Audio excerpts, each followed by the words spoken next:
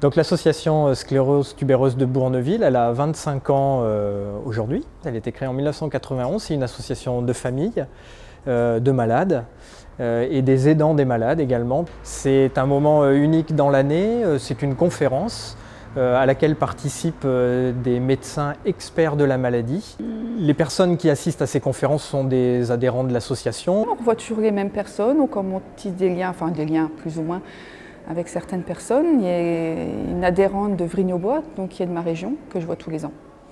Oui, c'est un moment que j'apprécie, c'est un moment de partage, de convivialité. Et, je viens chercher des réponses, du soutien. Et puis, on se rend compte aussi qu'on n'est pas tout seul. Pour les familles, effectivement, moi je garde aussi le souvenir de la première fois où je suis venue. Et quand je crois que c'est très important quand on a un enfant qui est petit, on découvre la maladie avec son enfant, on se sent tout seul avec l'enfant. Et de sentir qu'on n'est pas tout seul, de sentir qu'il se passe des choses, c'est quand même un moment très réconfortant et c'est très soutenant, je pense. Les rencontres avec d'autres personnes qui sont atteintes de la même maladie que moi, les échanges. Moi, c'était pour reprendre contact et éventuellement apporter mon expérience et écouter et apprendre des choses, quoi. J'ai rencontré aujourd'hui une maman, ça faisait 11 ans qu'elle se disait qu'elle allait frapper à la porte de l'association et elle avait enfin osé. Et elle ne le regrettait pas. Oui, je rencontre des gens qui ont un peu les mêmes soucis que moi, ça me plaît, quoi. Faire connaissance avec d'autres. Et puis peut-être répondre à des questions qu'eux se posent et qu'ils n'osent pas poser.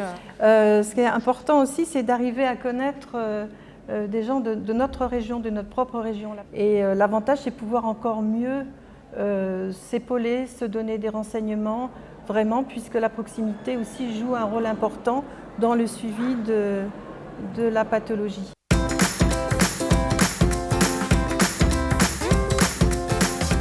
La journée est dédiée à un thème spécifique et des experts viennent aborder tous les aspects de ce thème. Par exemple, aujourd'hui, le thème c'est le cerveau et donc il va y avoir des épileptologues, des neuropédiatres, des spécialistes de la chirurgie du cerveau et des spécialistes des troubles neuropsychiatriques.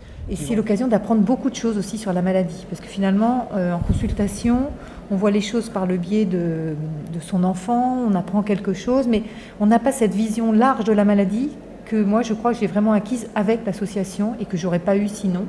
Et ça permet en consultation d'être plus présent, de pouvoir poser des questions aux médecins, de savoir quels sont les points d'attention. Des informations, justement, comme je trouve que cette maladie elle est complexe et que j'ai l'impression de toujours être un petit peu avec un temps de retard sur qu'est-ce que c'est vraiment que cette maladie, des informations, donc voilà, des informations qui viennent des médecins, donc des choses très professionnelles, et puis aussi des informations d'autres familles, comment elles vivent la maladie, comment on peut aider, comment on peut être autour.